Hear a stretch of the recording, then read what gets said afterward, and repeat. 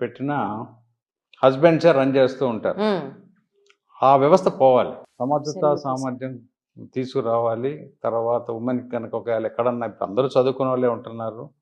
By 45 they are also done with their motherly responsibilities, children అదంతా అయిపోతుంది.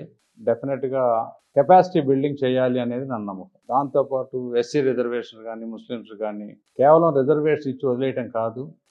Reservation ప్రకారం అగ్రవర్గానికి 90 మార్కులు రావాలి, వాళ్ళకి 60 వస్తే సీటు ఇవ్వటం కాదు, వాళ్ళకి 90 మార్కులు ఎలా తెప్పించే విధంగా వాళ్ళ సమర్థతను పెంచాలనే దాని మీద ఫోకస్ చేయాలి ఈ రోజున. That is my strong belief. అప్పుడు లెవెల్ ప్లేయింగ్ ఫీల్డ్ వస్తుంది. 60 మార్కులు ఇచ్చి అదే ఇస్తే ఎప్పుడు ఇన్ఫీరియర్గానే ఉంటాడు. అంత స్థాయికి మీరు ఇంకా మన సొసైటీని, ఆలోచన విధానాన్ని, సిస్టమ్ని తీసుకెళ్ళగలను అనుకుంటున్నారా sir? With in such a short span. No, somewhere we have to start. We have to start. Agreed, sir. Seed That వేస్తే that's such a valid point. ఇప్పుడు